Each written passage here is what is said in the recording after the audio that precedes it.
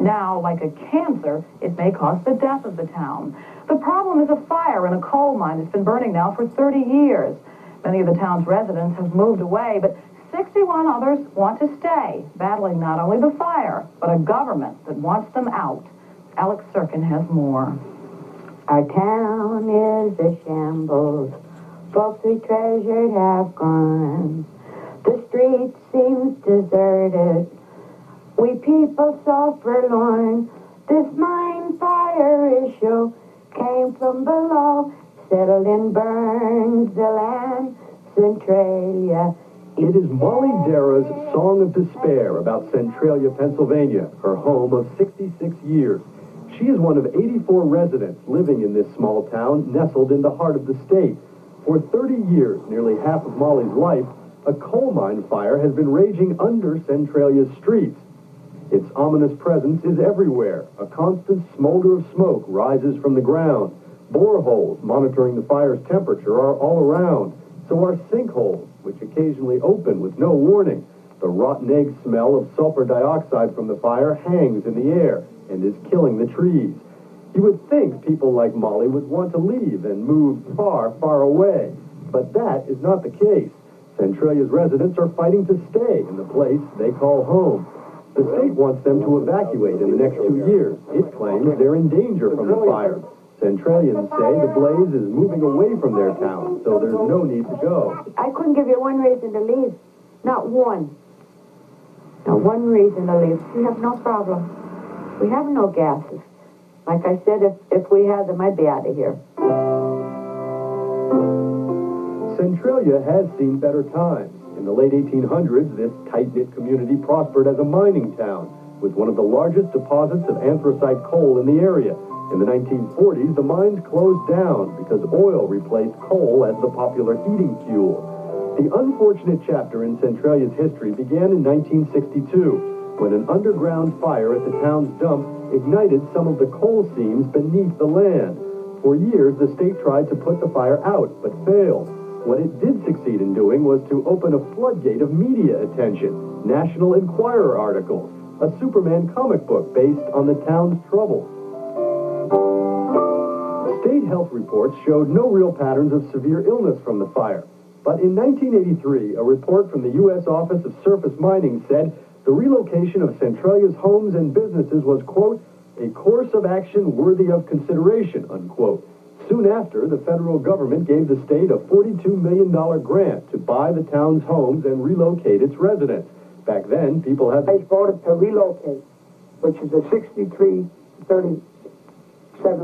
ratio. The hysteria in the beginning was, I'm going to die, I'm going to wake up dead some morning.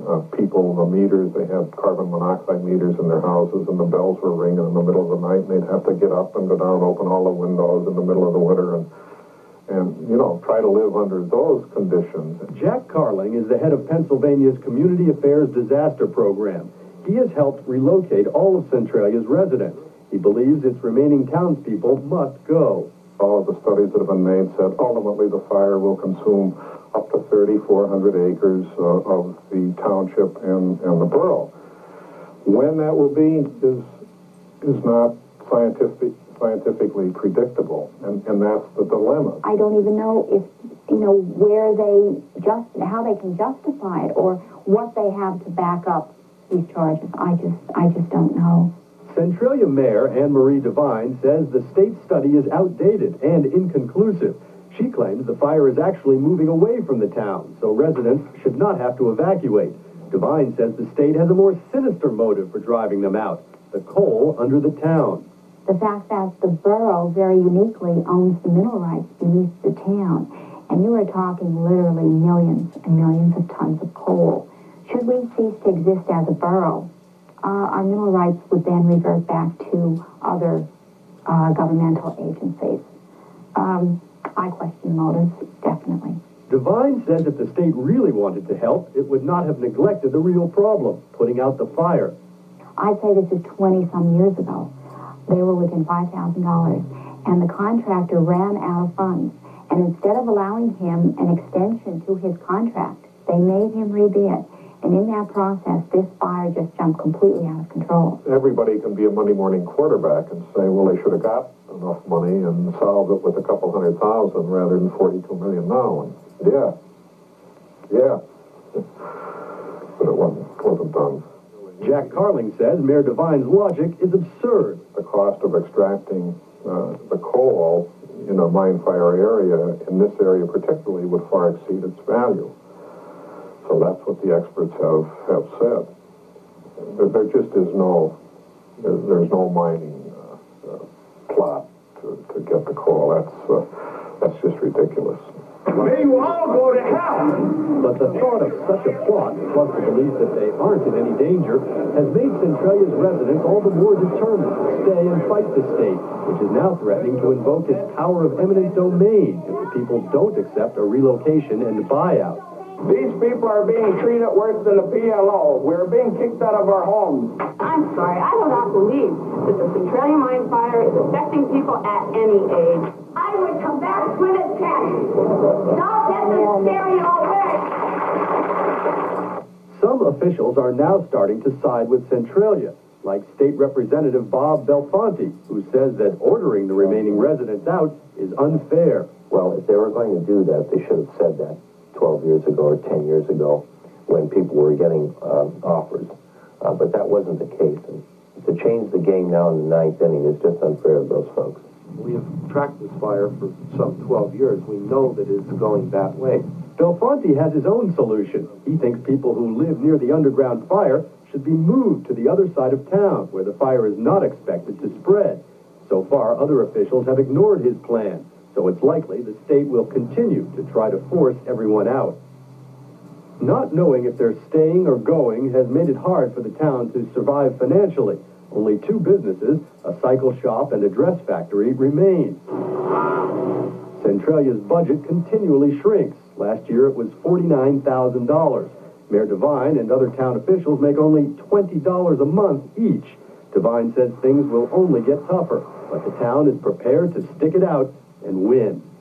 We're not looking for support. We're not looking for financial aid.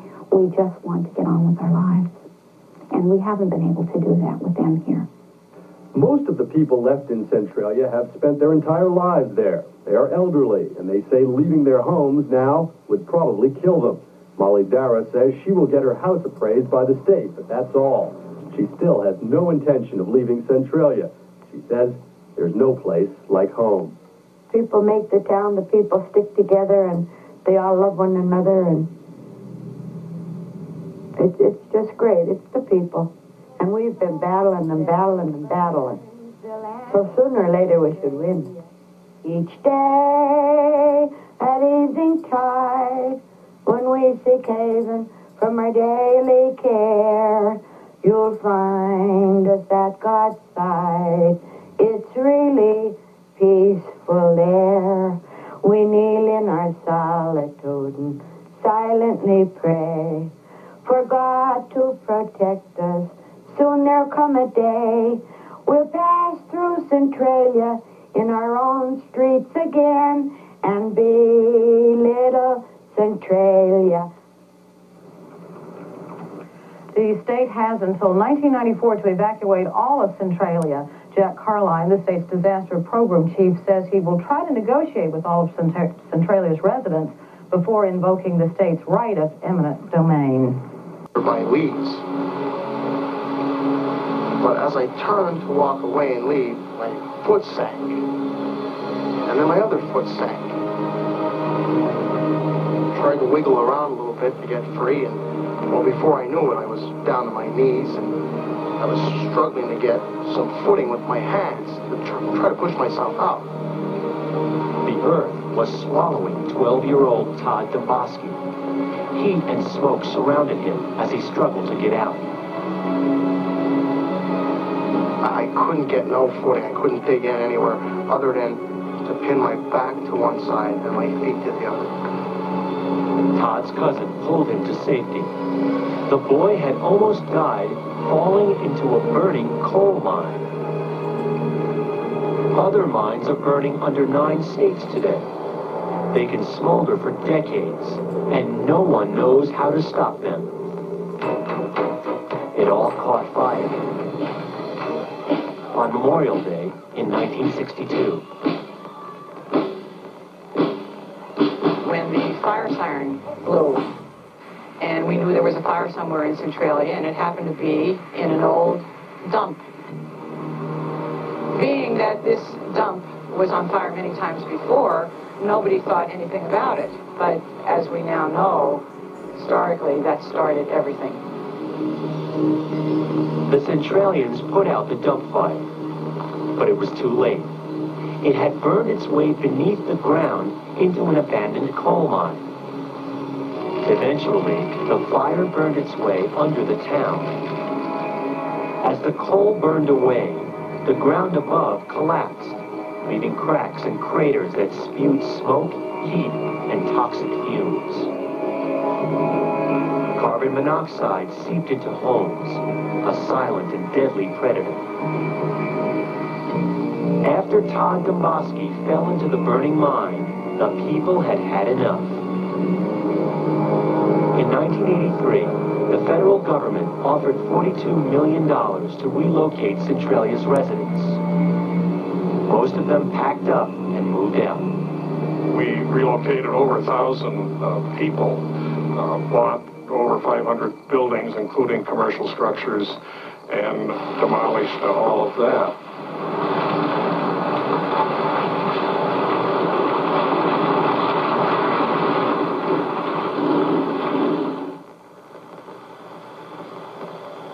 Today, smoke still escapes from the smoldering fire where Centralia once stood. Its rows of houses and stores are gone. Its traditions are only memories. Could the fire have been extinguished? Could Centralia have been saved? Are other Centralias waiting to burn?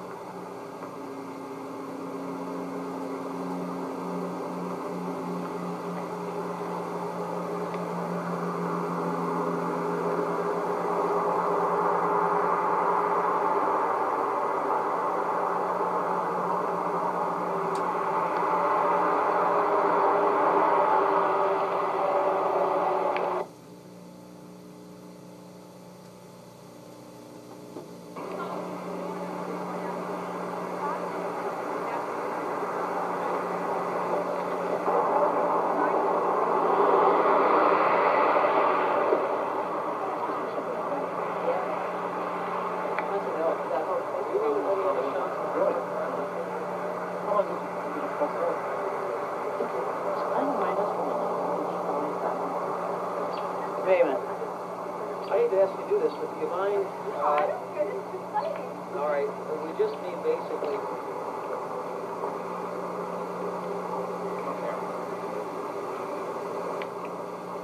Certainly wouldn't want to be too close to you. Wait. Shooting right out of it. Certainly. Almost like the start of it.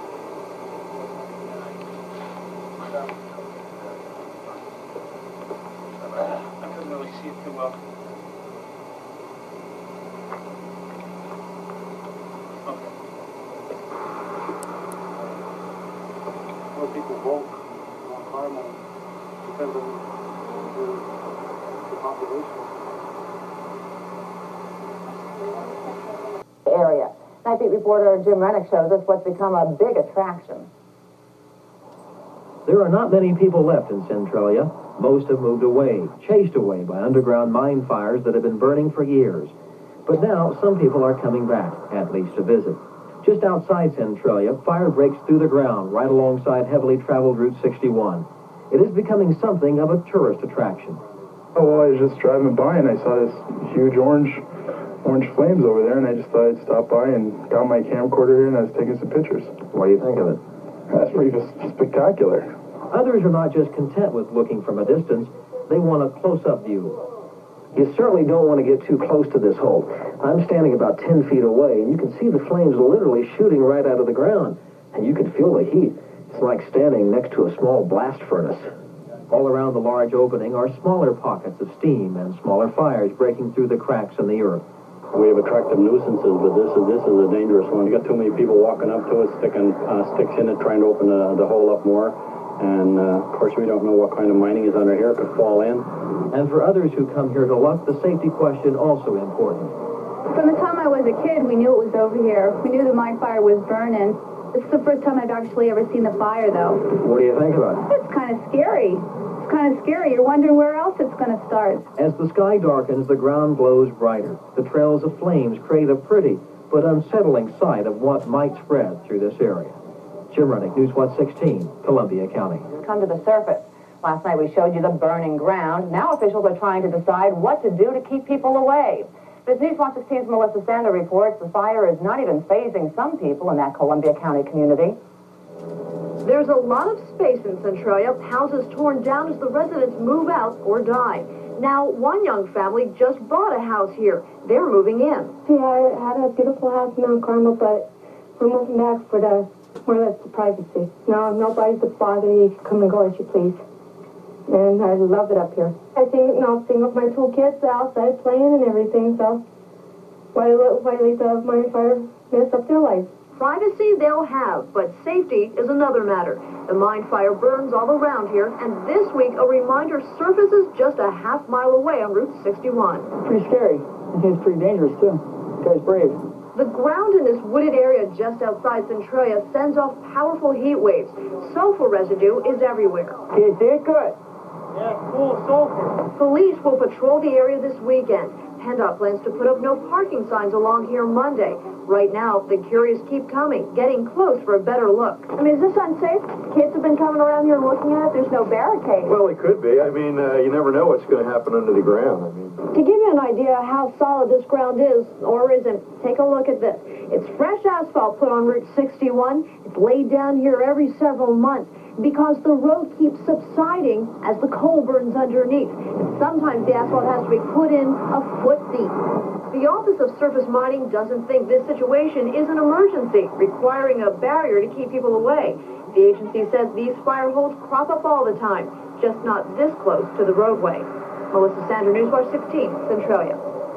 Fire investigators blame an overloaded extension. A new threat. As News Watch 16 was first to report last week, the fire has erupted close to Route 61, so close to the road that anyone can stop and walk up to the glowing crater. There are no signs or barriers. That definitely has to be taken care of. But I think the greatest has the fact that the fire will be continuing and it's discharging gas, and of course it affects the atmosphere. The federal government has already spent $42 million to relocate hundreds of families threatened by the mine fire. Government officials now hope the Centralia fire will just burn itself out. Talk with people who live nearby. David Cosmo tells us what they found. There's not too much to see in Centralia these days except for smoke from the underground mine fire that has forced over 400 families from their homes. That's what brought Congressman Paul Konjorski and Harry Snyder, director of the Federal Office of Surface Mining, to town. They wanted to look over the fire and talk with a few of the people who decided to stay in town despite the threat. Molly Dara is one of those people. She believes the federal and state governments made a big mistake by moving people out rather than doing something about the fire. Everything else being addressed, but the mine fire, and the mine fire is the cause of all this. So naturally, that should be tended to. And there's new evidence suggesting that Molly may be right. Whatever happens in the town of Centralia, the mine fire was never supposed to cross that road, Route 54, just outside of town. Now, something else has happened, something that may make the mine fire a problem for more people. Some time ago, somebody spotted smoke coming from the mountain across Route 54. Now, additional tests will be done at this site, but if the smoke means that the fire has spread, it also means it could pose a danger for other towns as far away as Shenandoah. That's why the feds heard one plea over and over today in many ways. Put the fire out. Put the fire out. The main important thing to do is take that fire out. David DeCosmo, News 22, with you in Centralia.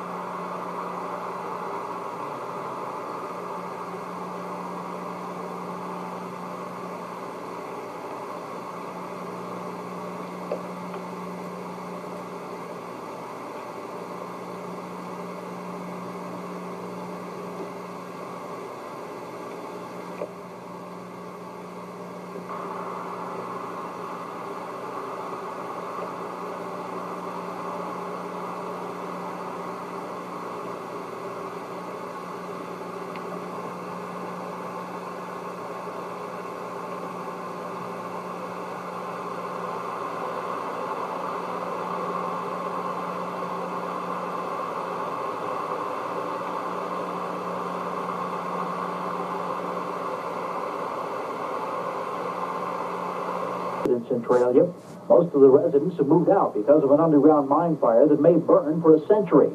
Now, some of the folks who remain face a new problem. A cave-in along South Street several weeks ago has grown in size.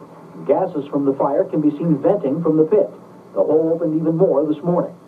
The Office of Surface Mining is trying to fill the void with thousands of tons of crushed stone and water. And while that project goes on, inspectors continue to monitor nearby homes for carbon monoxide. No sign of any gas inside. No sign of anything except oxygen. 40 families still live in Centralia, and a lot of local folks drop by to watch the workmen fill the hole. After living with the mine fire for 27 years, most are tired of interviews, but they will tell you privately that they are not afraid of either the fire or the subsidence. Mary Lou Gaughan owns this house across the street from the cave-in. She declined to speak with reporters, but says she intends to stay. Her mother, Mary Donahue of Ashland, does not agree with that decision. She don't want to leave. She don't want to leave. So I don't know what are you going to do. Would you like to see her move on out? Yes, right away. Yes. Just for safety? Yes, yes. It's too dangerous. Since the cave-in, no additional Centralia residents have applied for relocation money. This project should be completed in a few days. It'll probably cost over $60,000. And some officials are candidly wondering how much they can afford to dump into Centralia if similar problems persist in the future. David DeCosmo, News 22, with you in Columbia County. His leaders are all women, and they may be tougher than the fire itself. Survivors. They're led today by 7 determined women. And that's our story. Centralia, the only town in Pennsylvania run exclusively by women. And as we'll see, this unique group of public servants is vowing to do what the men could not. Give Centralia a future. Some people think that's a job for Superman. The man of steel would bore to the source of the mine fire, use his heat vision to burn out the fuel and save the town. In 1984, the creators of Superman comics borrowed the predicament in Centralia to challenge their hero. Anne-Marie Devine was amused. Had the women of the town featured as, probably women of the 1930 era. So I had sent him a picture of myself lounging in the pool, and I just told him we don't all wear babushkas here in Centralia. Anne-Marie has been mayor of Centralia for 3 years. It's a job that would shrivel most politicians, but Mayor Devine seems to thrive on it. Her good looks and tailored clothes suggest a big city, not the shrinking borough she governs. Our goal is basically to maintain ourselves as a borough, and we're just very committed, very dedicated, and it's rewarding. On this day, the mayor is signing papers for a summer work program, but her mind is on a more pressing problem. A new subsidence has opened a gaping hole on the other side of town. It threatens 2 homes not more than 50 feet away. This, unfortunately, is life in Centralia, never knowing when the ground beneath you will buckle. They're going to work in that area tomorrow and drill an additional 5 boreholes in order to check the perimeter of the void, at which time then they will inform us as to what decision they have made. Every month, the Borough Council holds a meeting in the municipal building. It's then you realize all the elected leaders of Centralia are women. Here, being a survivor is more important than being a Democrat or a Republican. The only man sitting with the women is the solicitor, Tony Meinerke. I think there's better chemistry among women. I've been on councils that have had maybe one woman member, but I think the women are much more cohesive and much more aggressive. It wasn't long ago when men used to run Centralia, but a combination of dwindling numbers, the stress of dealing with a mine fire, and politics led to a change in the Guard. How did this happen? How did the town council... A man quit. They resigned. They resigned. They couldn't take the heat. You want a man back into your circle? Are you applying for the job? Not applying for the job, no. Definitely, if one would seem interested. Yeah, definitely, yeah. How do the men react to this thing? What do you think? What do they say? Are they critical of you? I think we've earned their respect. And respect is something you do have to earn. The women leaders of Centralia are hoping their solidarity will be enough to keep the borough together. But they are fighting a losing battle.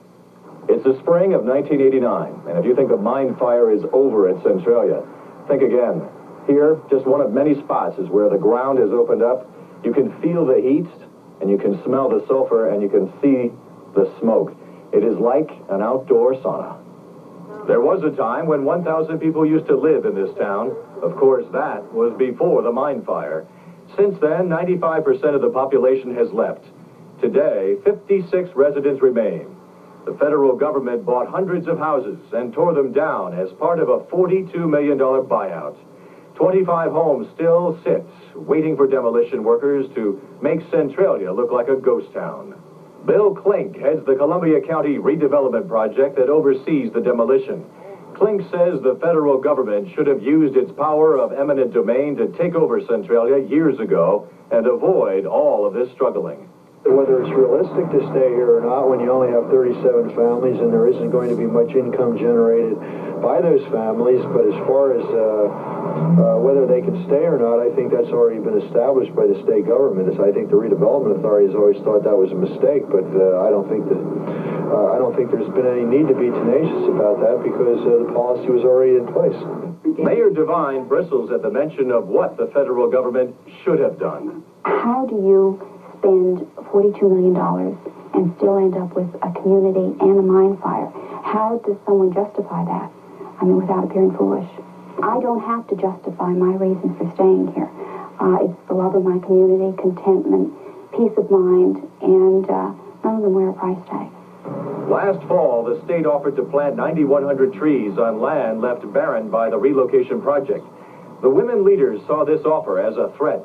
They felt the state was trying to cut its maintenance, and trees would only obscure what's left of the community. The Borough Council quickly passed an ordinance creating a $10 tax on each new tree. The argument is still in court, but there's no debate about the mayor's political savvy. Divine guidance? I don't know. Necessity is the mother of invention, I guess. And I think maybe there are a lot of people who have underestimated us and our ability to survive. About the only surviving business in Centralia is D Fashions, a dress factory that goes back a century. It's the off-season, and only a handful of the 50 workers are on the job, putting the finishing touches on some prom gowns. This is where two of Centralia's council members work. Barbara Kenenitz is a 30-year resident. What can I tell you? You know it. It's been in the news media. We feel they're trying to take away the town. And that's exactly what they're doing. There's not too many left. Mary Lou Gaughan has lived in Centralia even longer and would like to see